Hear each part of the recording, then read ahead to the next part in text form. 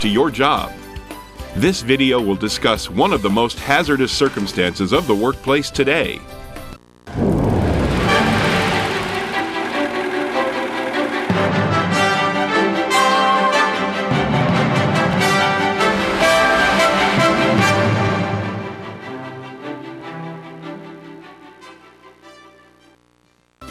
This video can be used as a basic training tool for workers in the manufacturing and construction industries. The contents of this video will be fall hazard facts, OSHA standards, general industry requirements, construction industry requirements, types of fall protection, the personal fall arrest system, training.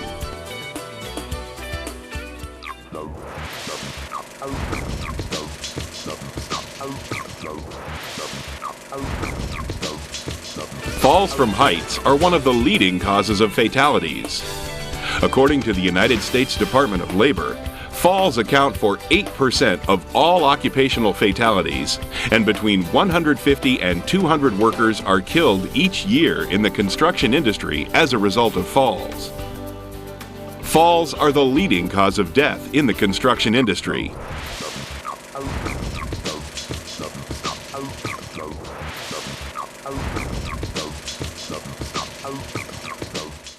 Although there are a variety of OSHA standards covering general industry and the construction industry, this program will highlight CFR 1910 Subpart D for general industry and CFR 1926 Subpart M for the construction industry.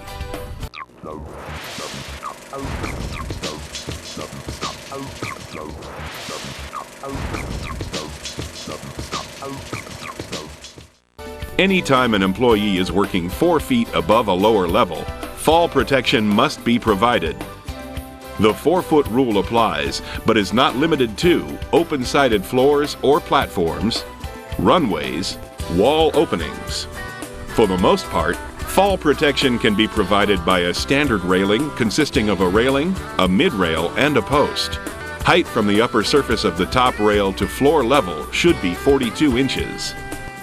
The mid-rail height is 21 inches, and the ends of the rails should not overhang the terminal posts. Wherever there is the risk of tools, machine parts, or equipment falling to a lower level, toe boards must be provided. Toe boards should be 4 inches high, with no more than 1/4 inch clearance above the floor. Regardless of height, all open-sided floors, walkways, platforms and/or runways above or adjacent to dangerous equipment must be guarded with a standard railing and toe board. All floor openings measuring 12 inches or more in its least dimension should be covered or guarded to prevent people from falling or stepping into the area and/or materials from falling into the area. Floor openings include the following: skylights, stairways, ladderways, hatchways, pit and trap doors, manholes, and temporary floor coverings. Every floor hole should also be guarded by either a standard railing with toe board or be covered by a cover of sufficient strength and construction.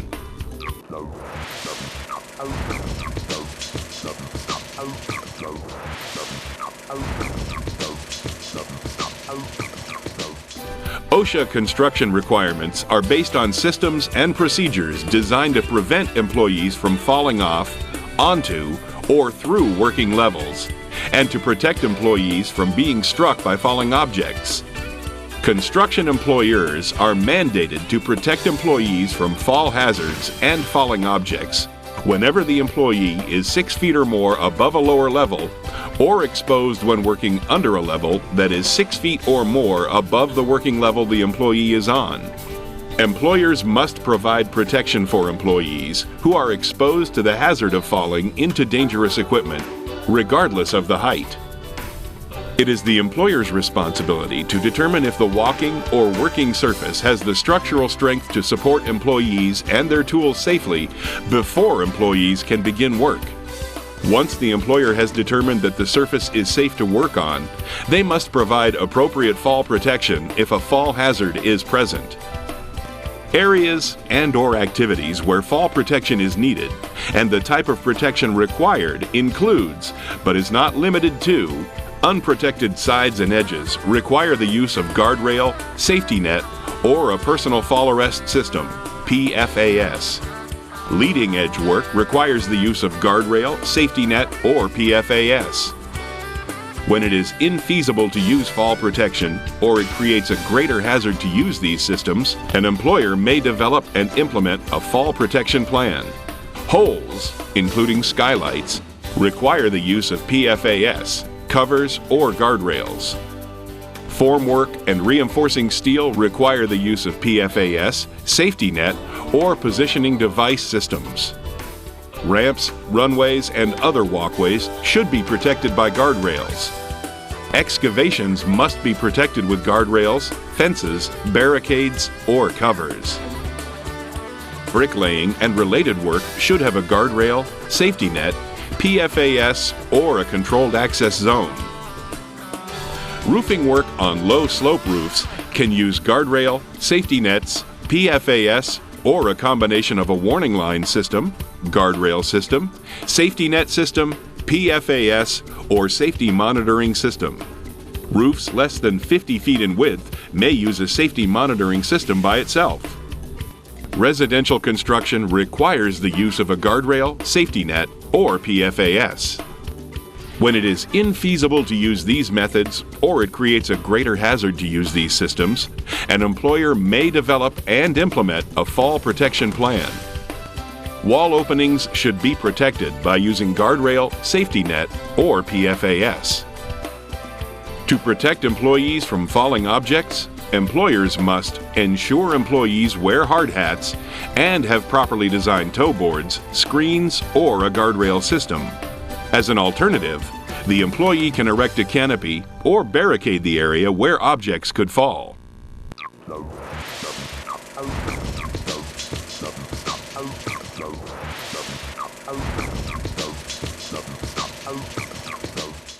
OSHA requirements for guardrails are that the top rail must be between 39 and 45 inches above the walking surface, be at least 1/4 inch thick, and be able to withstand a force of at least 200 pounds applied within 2 inches of the top edge in any outward or downward direction at any point along the rail.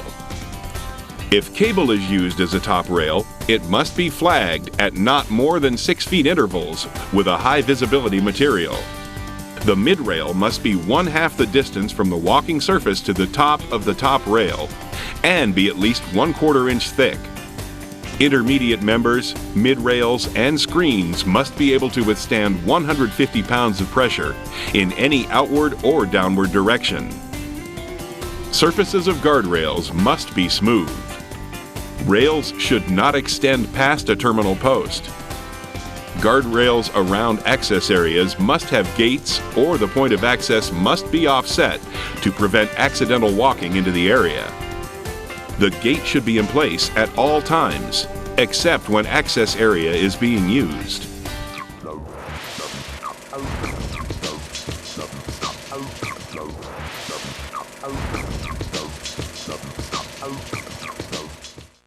Safety net systems are to be installed as close as practical under the walking working surface and never more than 30 feet below such levels.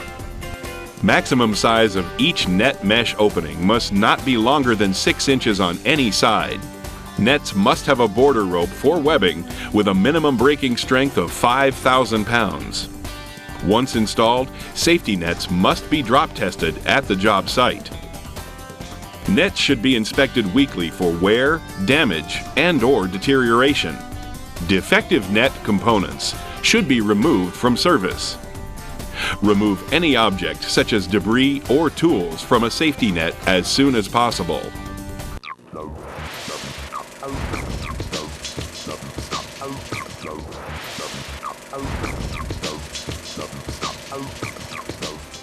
Covers should be used to keep employees from falling through holes in walking, work surfaces, and be able to support at least twice the axle weight of the largest vehicle that might drive over the cover.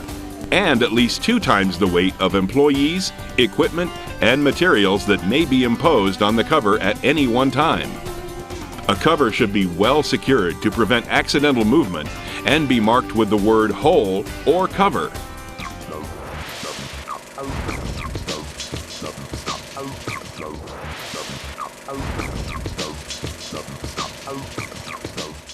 OSHA defines Personal Fall Arrest System, PFAS, as a system used to arrest an employee in a fall from a working level. Each component of the system must be able to withstand the amount of impact forces involved with stopping an employee that is falling. The farther an employee falls, the greater the force needed to stop them. PFAS must limit the maximum arresting force on an employee to 1,800 pounds. One must rig the PFAS so that an employee cannot free fall more than 6 feet nor contact any lower level. An employee must come to a complete stop and limit the deceleration distance to 3.5 feet. A PFAS must have sufficient strength to withstand twice the potential impact energy of an employee free falling a maximum distance of 6 feet, or the free fall distance permitted by the system, whichever is less.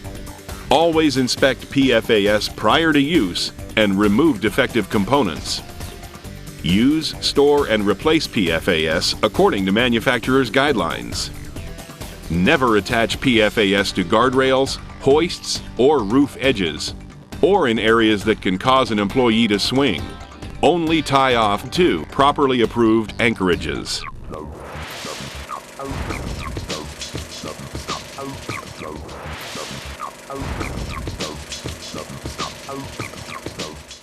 PFASs consist of anchorage points, body harness, lanyards, lifelines, and connectors. Anchorage, a secure point of attachment for lifelines, lanyards, or deceleration devices. Anchorages used for attachment of PFA equipment must be independent of any anchorage being used to support or suspend platforms. An anchorage must be capable of supporting 5,000 pounds per employee attached, or be designed, installed, and used as part of a complete PFAS, which maintains a safety factor of at least 2 and under the supervision of a qualified person. A qualified person is defined as one with a recognized degree or professional certificate and extensive knowledge and experience in the subject field, who is capable of design, analysis, evaluation, and specifications in the subject work project or product. A body harness is the device of straps worn by an employee in a manner that will distribute the fall arrest forces over at least the thighs, pelvis, waist, chest, and shoulders, with means for attaching it to other components of a PFAS. Straps should make an X on the back and should not be twisted. An attachment point should be located in the center of the wearer's back near shoulder level. OSHA limits maximum arresting force on an employee to 1,800 pounds with use of a body harness. Body belts cannot be used as part of a PFAS. The connector is a device which is used to connect parts of the PFAS and positioning devices together. D-rings and snap hooks must have a minimum breaking point of 5,000 pounds. They must be proof tested to a minimum breaking load of 3,600 pounds without cracking, breaking, or suffering permanent deformation. Snap hooks must be of the locking type. Unless the snap hook is a locking type and designed for the following connections, they should not be engaged directly to webbing, rope, or wire rope, to each other, to a D-ring to which another snap hook or connector is attached, to a horizontal lifeline, or to any object which is incompatibly shaped or dimensioned such that unintentional disengagement could occur. Lifelines serve as a means for connecting other components of a PFAS to the anchorage. Vertical, flexible line for connection to an anchorage at one end to hang vertically, may only be used by one person and with a rope grab. Horizontal, flexible line for connection to an anchorage at both ends to stretch horizontally, can only be used as part of a complete PFAS, must be designed, installed, and used under the supervision of a qualified person, and maintain a safety factor of at least 2. Lanyards. Device for connecting body harness to anchorage point. There are different types of lanyards: shock absorbing, self-retracting, synthetic rope, and synthetic webbing. Each lanyard must be made from synthetic fibers and have a minimum breaking point of 5,000 pounds per employee. Shock-absorbing lanyards should include deceleration devices to slow a fall and lower trauma to the body. Self-retracting lifelines have a braking mechanism that is applied when the line is extracted too fast.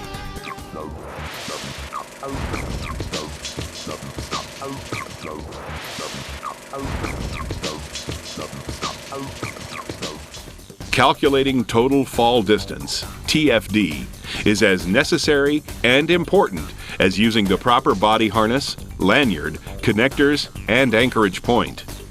The TFD is the distance of the fall from start until completely stopped. Total fall distance, TFD, can be found by using the following equation. TFD equals length of lanyard plus deceleration distance plus height of worker plus safety factor. Lanyards can range from 18 inches to 6 feet. Deceleration distance should be 3.5 feet, the maximum allowed by OSHA. HW is the distance from the D-ring located on the upper back on the body harness to the working level, generally about 4 to 5 feet. A safety factor of at least 2 feet should be used, but 3 feet is suggested.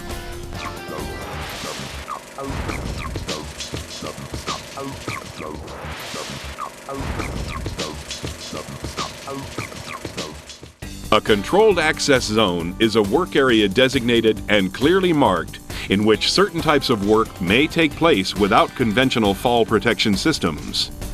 Only qualified personnel involved in the operation are allowed to enter the zone.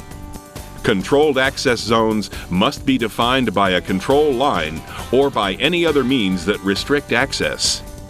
Control lines should consist of ropes, wires, tapes, or equivalent material, and should be flagged or clearly marked at not more than 6-foot intervals with high visibility material. The lines must have a minimum breaking strength of 200 pounds. Other restrictions and rules apply. Your employer will provide you with necessary information if this type of protection is utilized by your company.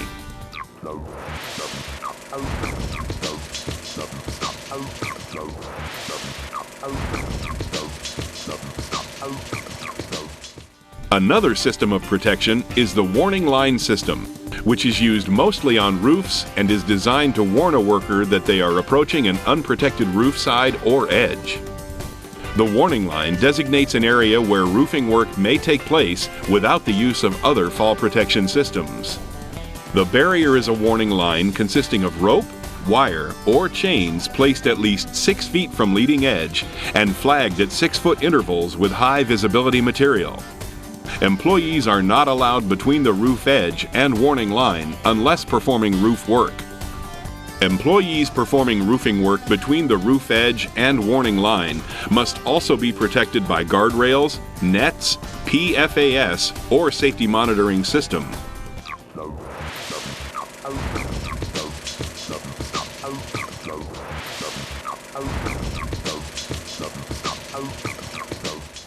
A safety monitoring system is one that utilizes a competent person to monitor the safety of other employees. Employees working in a controlled access zone must comply with the safety monitor. The safety monitor is responsible for the safety of those working within the designated area. The safety monitor must be able to recognize fall hazards and be on the same working level and within sight of employees being monitored. If a hazard appears, or if the employee is acting in an unsafe manner, the monitor must take action by communicating orally with employees. The safety monitor cannot have other responsibilities that would take their attention from monitoring employees.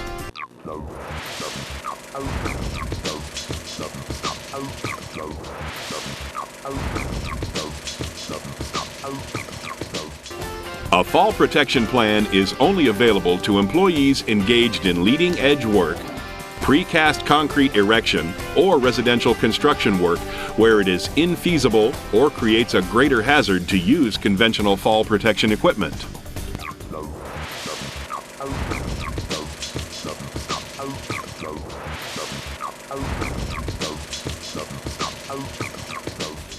An employer is required to provide fall protection training to their workers who might be exposed to fall hazards. Employees must be trained to recognize fall hazards and in procedures to follow to minimize hazards. The training must be performed by a competent person who knows the nature of fall hazards in the work area, correct procedures for assembling, maintaining, disassembly, and inspection of fall protection systems to be used, the proper use and operation of all fall protection devices, including fall restraint devices, arresting devices, and any other device that minimizes fall hazards. The role of each employee when implementing the safety monitoring system, the limitations of mechanical equipment during the performance of roof work on low-sloped roofs, correct procedures for handling and storage of equipment used for overhead protection, and the roles of employees in fall protection plans, and the standards regulated by OSHA. Employers must prepare current written certification to show record of each employee trained, and should include name or other identification of employee trained, the date of training, and the signature of the employer or the person performing the training. Employees should also be retrained when changes to the workplace render previous training obsolete. Changes in the type of fall protection systems or the equipment to be used changes, or the employee's knowledge or use of fall protection systems or equipment indicate that the employee has not retained the required understanding or skill.